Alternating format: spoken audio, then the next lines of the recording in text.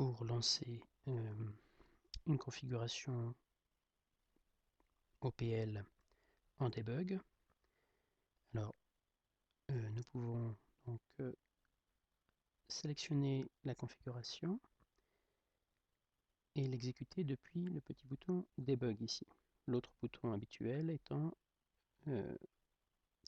run, donc exécuter sans debug, sans mode debug. Donc l'autre petit bouton ici permet de lancer par exemple ici phase 0 et d'exécuter, de placer des points d'arrêt. Donc ici,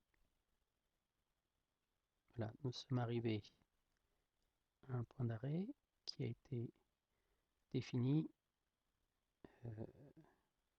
dans un script. Le script en l'occurrence exécute test et debug. Et ensuite on va passer en faisant step over à un point d'exécution suivant dans un autre script. Entre temps, nous avons accès, alors dans la vue variable, ici donc on a la vue breakpoints avec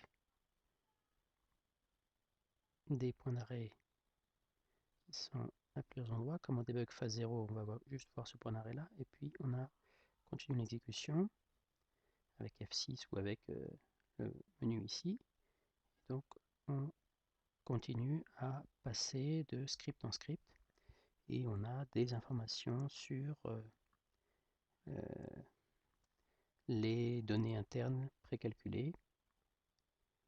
Donc on peut parcourir ces objets. Lorsqu'on continue l'optimisation, c'est-à-dire qu'on n'est plus pas à pas, mais on la continue soit jusqu'à un point d'arrêt, soit ici jusqu'à la fin de l'exécution. Donc là nous avons terminé l'exécution. On retrouve à ce moment-là dans le Problem Browser les éléments. Donc ici il n'y a que des datas, puisque je rappelle que la phase 0 ne fait aucune optimisation, donc on n'a que des datas, que des données précalculées. Donc on les retrouve dans le Problem Browser. Mais sinon dans variable on a accès, bon maintenant l'exécution est terminée, donc dans variable on a accès à l'état de